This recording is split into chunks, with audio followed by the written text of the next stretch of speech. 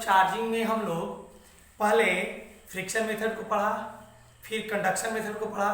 Friction method में क्या था कि दो बॉडी को एक दूसरे के साथ रगड़ेंगे, रब्ड करेंगे। उसमें इस बात को हमेशा ख्याल रखना है कि दो बॉडी में से एक बॉडी को हमेशा इंसुलेटर होना पड़ेगा।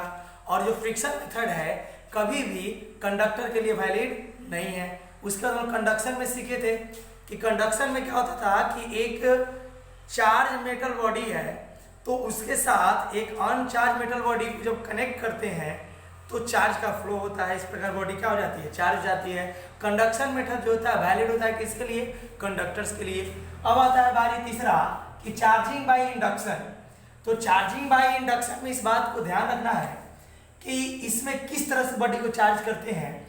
तो थोड़ा देखते हैं। Due to external effect, external effect के कारण जो सेपरेशन होता है, किसका सेपरेशन, चार्ज का इन अ बॉडी, एक बॉडी में जो भी चार्ज सेपरेट होता है एक्सटर्नल इफेक्ट के कारण, उसी को हम लोग कहते हैं इज कॉल्ड हम लोग कहते हैं चार्ज इंडक्शन। सपोज कीजिए हमारे पास एक न्यूट्रल कंडक्टर है, एक न्यूट्रल कंडक्टर है। अब न्यूट्रल कंडक्टर है इसका मतलब कि इस पर पॉजिटिव चार्ज भी है और निगेटिव चार्ज, दोनों सेम है। जितना पॉजिटिव है उतना ही निगेटिव है। अब इसके पास हम एक चार्ज पार्टिकल को रखते हैं तो इस चार्ज पार्टिकल के कारण इस न्यूट्रल कंडक्टर में इसके कारण निगेटिव चार्ज का सेपरेशन इधर और पॉजिटिव चार्ज का सेपरेशन इधर, और ये दोनों को हम लोग कहेंगे इंड्यूस्ड चार्ज। इंड्यूस्ड का मतलब होता है प्रेरित। ये किसके कारण आया, इसके कारण आया। अब इसको चार्ज करने का दो मेथड हम लोग लिख सकते हैं। पहला मेथड क्या है कि अगर एक और न्यूट्रल कंडक्टर को यहां हम लें और उसको हम इससे कनेक्ट कर दें तो इस चार्ज पार्टिकल के कारण इस पर से इलेक्ट्रॉन इस पे आएगा और इस पर क्या हो जाएगा, पॉजिटिव चार्ज बढ़ जाएगा। और यहां पर फिर इसमें से इलेक्ट्रॉन का क्या हो जाएगा, फ्लो हो जाएगा। और फाइनली जब वायर को हम लोग कट करेंगे तो पाएंगे कि बॉडी दोनों क्या हो गई, चार्ज हो गई। तो इसमें हम लोग क्या करेंगे देखेंगे। जब यहाँ पर वायर को हम लोग कट कर देंगे तो देखेंगे कि यहाँ पर वायर को कट किए तो इस वाला बॉडी पर निगेटिव चार्ज, इस पे निगेटिव, जब इसको कट किए तो, और इस पर आ जाएगा पॉजिटिव। एक तरीका तो ये हुआ। दूसरा तरीका क्या होगा, दूसरा तरीका होगा कि हम लोग क्या करेंगे, यहां पर अर्थिंग कर देंगे।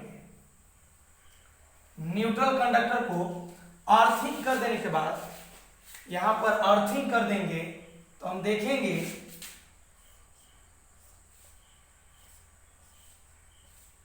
अर्थिंग कर देंगे तो यहां से इसके कारण इसमें से अर्थ, इसको हम बोलते हैं अर्थिंग। अर्थिंग के कारण इस न्यूट्रल कंडक्टर पे चार्ज, जो इलेक्ट्रॉन का जो एक्सेस जो हो जाएगा, बढ़ जाएगा। इलेक्ट्रॉन यहां पर पूरा का पूरा आ जाएगा अर्थ के हेल्प से। इसमें हम लोग देखेंगे यहां पर कि फिर जो है जब ये पूरा, और इसके बाद फिर अर्थिंग को हम काटेंगे तो फिर ये देखेंगे कि यहां पर बॉडी क्या हो गई, निगेटिव चार्ज हो गई। चार्ज डिस्ट्रीब्यूशन, अब यहां पर देखना है कि charge distribution on an isolated conductor. अगर एक आइसोलेटेड कंडक्टर है तो उस पर चार्ज का डिस्ट्रीब्यूशन कैसे होगा उसको सीखना है। देखिए, कोई भी सरफेस का अपना एक लोकल रेडियस ऑफ कर्वेचर होता है, अपना किसी भी सरफेस का, चाहे वो सरफेस कैसा भी हो। तो उसके हिसाब से हम लोग देखेंगे तो थोड़ा सा हम लोग इसको सीखेंगे कि when some when some charge is, जब कुछ चार्ज को supplied to an isolated conductor, जब किसी आइसोलेटेड कंडक्टर को कुछ चार्ज दिया जाता है, it is distributed on the outer surface, जब हम लोग देते हैं तो डिस्ट्रीब्यूट होता है आउटर सरफेस। अब जो जिस कंडक्टर को दें या जिस सरफेस को दें तो उसके आउटर सरफेस पर क्या होगा, चार्ज डिस्ट्रीब्यूट होगा in such a way that the surface charge density, ध्यान देना, एक हम लोग पढ़े थे लीनियर चार्ज डेंसिटी, एक हम लोग पढ़े थे सरफेस या एरिया चार्ज डेंसिटी, और एक हम लोग पढ़े थे वॉल्यूम चार्ज डेंसिटी। तो यहाँ लेंथ से रिलेटेड था, यहाँ एरिया से रिलेटेड था, और यहाँ वॉल्यूम से रिलेटेड था। तो यहाँ सरफेस चार्ज डेंसिटी कूलम्ब पर metre square is inversely proportional to the local radius, यानी सरफेस चार्ज डेंसिटी को हम लोग लिखते किससे हैं, सिग्मा से। किससे लिखते हैं, सिग्मा से, और ये इनवर्सली है, तो inversely proportional to the local radius of curvature, यानी अगर रेडियस बढ़ेगा तो सरफेस चार्ज डेंसिटी, ये बढ़ेगा तो सरफेस चार्ज डेंसिटी घटेगी, और ये घटेगा तो ये डेंसिटी बढ़ेगी। सपोज दैट हमारे पास एक ऐसी बॉडी है, और मान लीजिए इससे चार्ज का डिस्ट्रीब्यूशन करना है, तो चार्ज का डिस्ट्रीब्यूशन करना है तो एक यहां पर इसका हम रेडियस मान लीजिए यहां पर ड्रॉ किए, तो यहां से एक रेडियस इसका R1 हो गया। मान लीजिए हम लोग एक रेडियस यहां ड्रॉ करते हैं, एक रेडियस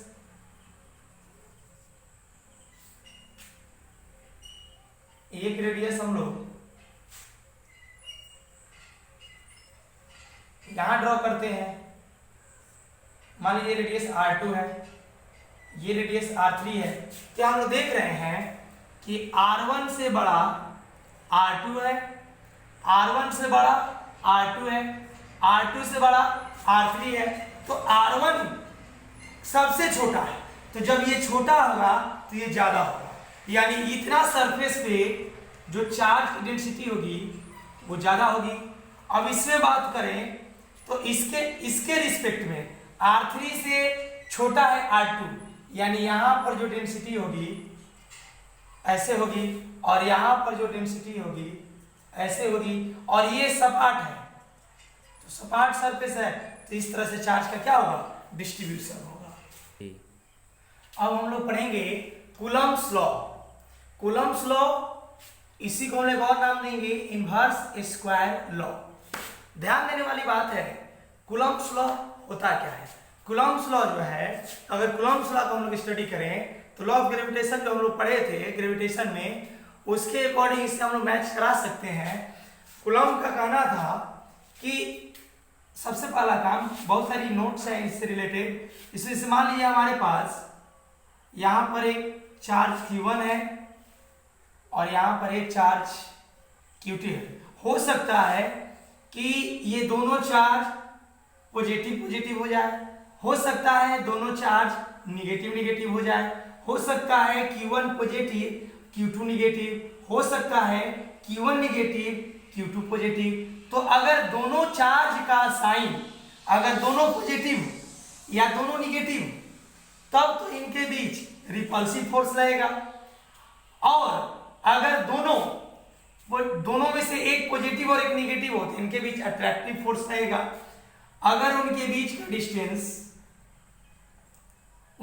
का डिस्टेंस को हम लोग R मान लें और दोनों चार्ज को हम प्लस ले लें, तो इनके बीच जो फोर्स लगेगा इलेक्ट्रोस्टैटिक फोर्स, जिसको हम लोग नाम देंगे इलेक्ट्रोस्टैटिक फोर्स भी हम लोग कहते हैं कूलम्बिक फोर्स, जो अट्रैक्टिव भी हो सकता है और रिपल्सिव भी हो सकता है। तो ध्यान देने वाली बात है कि उनका कहना था कि the magnitude of electrostatic force between 2 point charges is, कहने का मतलब है कि 2 पॉइंट चार्जेस है, तो कूलम्ब्स लॉ के अकॉर्डिंग जो यहां पे फोर्स लगेगा, जिसे कह रहा है कि 2 point charge directly proportional to the product of charges, तो प्रोडक्ट जो फोर्स लगेगा वो चार्ज के प्रोडक्ट के डायरेक्टली प्रोपोर्शनल होगा and inversely proportional to the square of the distance between them, यानी इनके बीच के जो डिस्टेंस है उसका स्क्वायर का इनवर्सली प्रोपोर्शनल। अब दोनों को हम लोग सॉल्व करें, इक्वेशन 1 और 2 को सॉल्व करें, तो यहाँ पे proportional Q1 Q2 by R square, और जब यहां से प्रोपोर्शनल को हटाएंगे तो आ जाएगा K Q1 Q2 by R square, where K is proportionality constant. फिर से एक बार सीखेंगे, जब दो पॉइंट चार्ज हो, सबसे पहला कूलम्ब्स लॉ में दोनों चार्ज कैसा होना चाहिए, पॉइंट चार्ज होना चाहिए। पॉइंट चार्ज हो, जितना दूरी पर होगा वो डिस्टेंस को लिख लेंगे।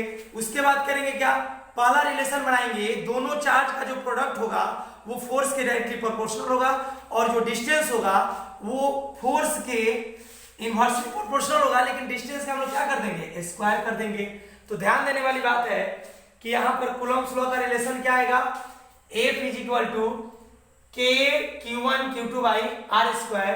अब यहां से K का वैल्यू हम लोग लिखेंगे, लेकिन सबसे पहले हम लोग K का यूनिट लिख लेते हैं। तो आप लोग पहले अच्छे से इसको उतारिएगा, उतारने के बाद आप लोग इसको पॉज करके उतार के फिर उसके बाद हम लोग करेंगे क्या, यूनिट लिखेंगे K का।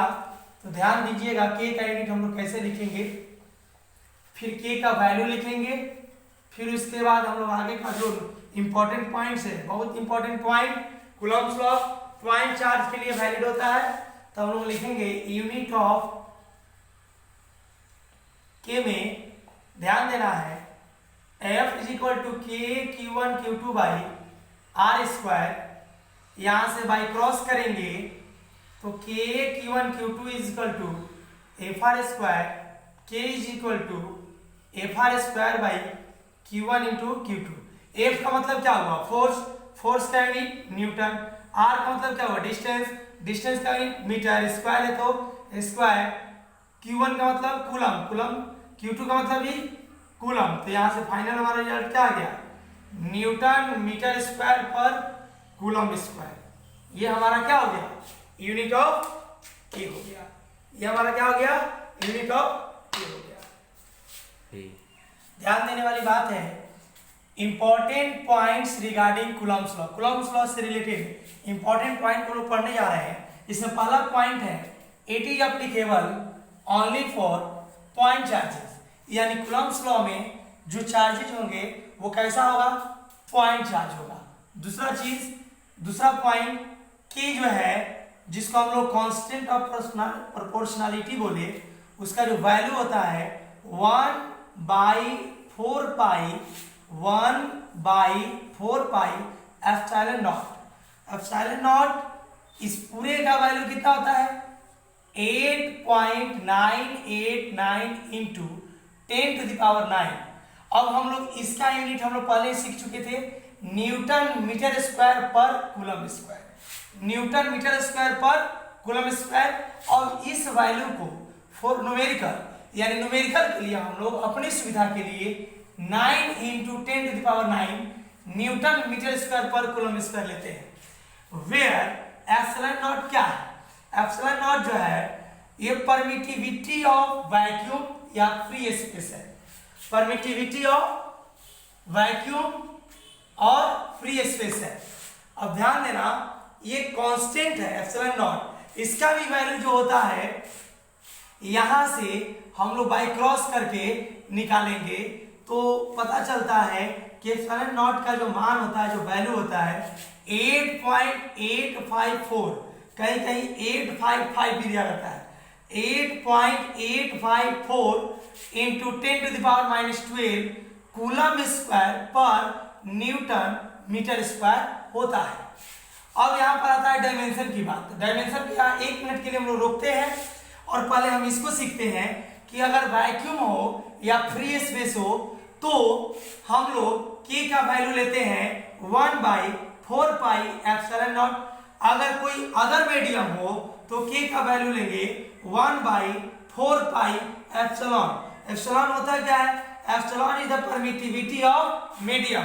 वो मीडियम कुछ भी हो सकता है, वाटर हो सकता है, एयर हो सकता है, बहुत सारा मीडियम हो सकता है। अब आता है बारी कि डायमेंशन की बात करें एप्सिलॉन की। तो एप्सिलॉन की डायमेंशन की अब ध्यान देने वाली बात है कि इसके डायमेंशन की हम लोग बात करें तो ये जो डायमेंशन आया है इससे आया है। इसका यूनिट क्या होता है? तो इसके लिए इसका यूनिट क्या होता है? Coulomb per Newton metre square. अब हम लोग क्या करेंगे, इसको हम सॉल्व करें, इसको आप लोग अच्छे से सुधार लीजिएगा।